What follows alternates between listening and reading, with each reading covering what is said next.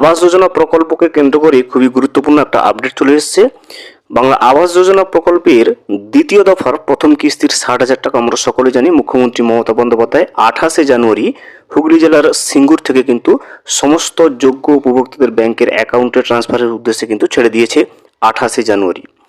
আজকের এই ভিডিওতে আমরা প্রমাণস্বরূপ দেখে নেব যে হুগলি জেলাতে ইতিমধ্যে বাংলা আবাস যোজনা প্রকল্পের দ্বিতীয় দফার প্রথম কিস্তির 60,000 টাকা উপভোক্তাদের ব্যাংকের অ্যাকাউন্টে ঢুকতে যে শুরু করে দিয়েছে সেই বিষয়টা কিন্তু আমরা আজকের এই ভিডিওতে প্রমাণস্বরূপ দেখে নেওয়ার চেষ্টা করব।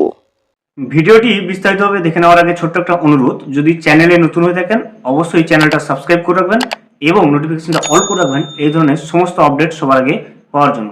চলুন আজকের আপডেটটা আমরা বিস্তারিতভাবে দেখে নিই। হুগলিতে শুরু বাংলার বাড়ি দেওয়ার কাজ। রাজ্যের সাধারণ মানুষের মাথার উপর পাকা ছাদ নিশ্চিত করতে মুখ্যমন্ত্রী মমতা বন্দ্যোপাধ্যায়ের ঐকান্তিক প্রচেষ্টায় শুরু হয়েছে বাংলার বাড়ি গ্রামীণ 2 প্রকল্পের দ্বিতীয় পর্যায়।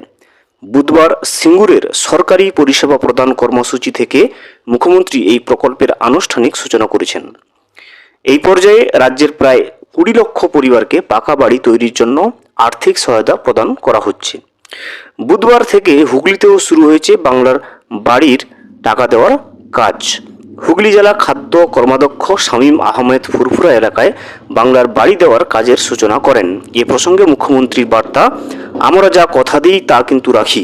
কেন্দ্রের বঞ্চনা সত্ত্বেও আমরা বাংলার মানুষের মাথার উপর পাকা ছাদ গড়ে দেব।